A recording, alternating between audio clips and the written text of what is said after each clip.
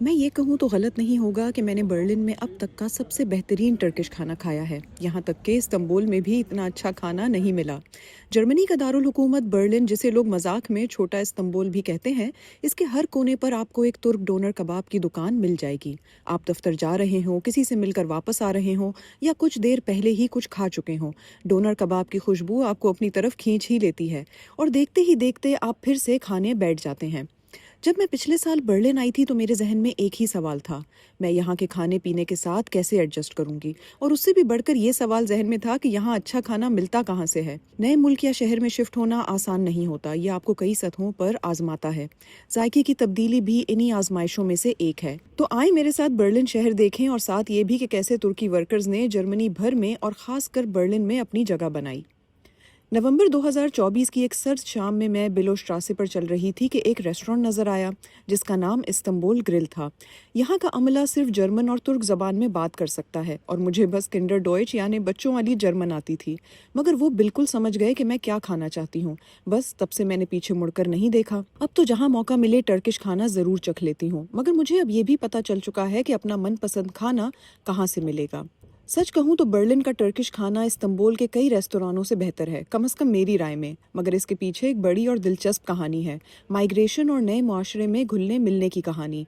तुर्की के शहरी 1960 की दहाई में बतौर गेस्ट वर्कर्स जर्मनी आए थे। उन्हीं की बदौलत आज तक टर्किश खानों के असल जायके यहाँ जिंदा हैं। क्लाइस्ट पार्क के एक तुर्क स्पेटी यानी कोने की दुकान के मालिक से मेरी बात हुई तो उन्होंने बताया कि वो बर्लिन में पैदा होने वाली चौथी तुर्किश नस्ल हैं। उनके दादा 1960 की दहाई में इस्तांबुल से यहाँ बस 2 साल गुजारने के इरादे से आए थे, मगर फिर वापस नहीं गए। मैंने जब गेस्ट वर्कर्स के बारे में मजीद पढ़ा तो पता चला कि 1961 में तुर्की और जर्मनी के दरमियान एक मुआहदा तय हुआ था जिसके तहत मजदूरों को आर्जी तौर पर बुलाया गया। मगर जैसा कि इस्तांबुल यूनिवर्सिटी प्रेस की तहकीक में सोलेहा कुचामन वुल्स्की ने लिखा, ना तो जर्मनी और ना ही वो मजदूर जानते थे कि वो वापस नहीं जाएंगे बल्कि यहीं जिंदगी बसाएंगे। ये सब दूसरी आलमी जंग के फौरन बाद का जमाना था। जर्मनी के हालात बहुत खराब थे। खाने पीने की किल्लत, तवानाई के जराए बंद और आमदोरफ्त तकरीबन खत्म हो चुकी थी। अमेरिका और बरतानिया की मदद से जर्मनी ने खुद को मजीद तबाही से बचाया। इसी मदद को बाद में मार्शल प्लान कहा गया, जो अमेरिकी वजीर खारजा जॉर्ज मार्शल के नाम पर रखा गया था। इस मंसूबे ने यूरोप की मईशत को दोबारा खड़ा किया और जर्मनी को खास तौर पर बड़ा माली फायदा पहुंचा। नतीजे में मुल्क ने तेजी से तरक्की की। इस तरक्की के दौर को विरशाफ्ट्सवुंडर यानी मुआशी मौजज़ा भी कहा जाता है। मगर जब फैक्ट्रियां पूरी रफ्तार से चलने लगीं तो मजदूरों की कमी हो गई। तब जर्मनी ने दूसरे ममालिक से मजदूर बुलाने के मुआहदे किए, जिनमें तुर्की सरे फहरिस्त था। आज तुर्की के शहरी जर्मन पासपोर्ट के लिए दरख्वास्त देने वालों में सीरियंस के बाद दूसरे नंबर पर हैं। इसकी एक बड़ी वजह तुर्की के अंदर मौजूद मुआशी मुश्किलात हैं। मेरी एक तुर्क दोस्त जुहाल ने बताया कि इस्तांबुल में ज़िंदगी गुजारना दिन ब दिन मुश्किल होता जा रहा है। उन्होंने कहा कि वो जानती हैं कि वो स्टूडेंट वीज़े पर हैं, लेकिन वो वापस जाना नहीं चाहती। एक और दोस्त ज़ैनब का कहना था कि जो भी यहाँ आता है आखिरकार यही चाहता है कि यहीं की शहरियत ले ले। फिर भी बर्लिन की गलियों में घूमे तो लगता है जैसे इस्तांबुल में है। हर दुकान और कैफ़े में तुर्क मौसीकी, खाने और सजावट के रंग झलकते हैं।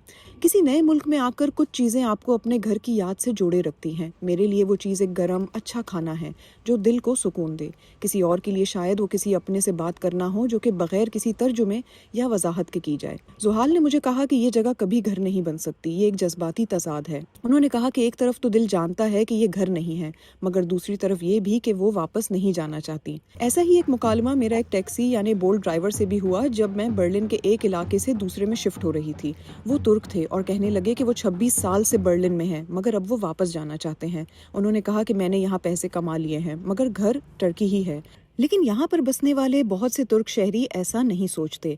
आज भी बहुत से तुर्क शहरियों की सबसे बड़ी तरजीह जर्मनी आना ही है, क्योंकि उनके मुताबिक यहाँ पर उनके आबाओ अजदाद और आने वाली नस्लें भी बसेंगी।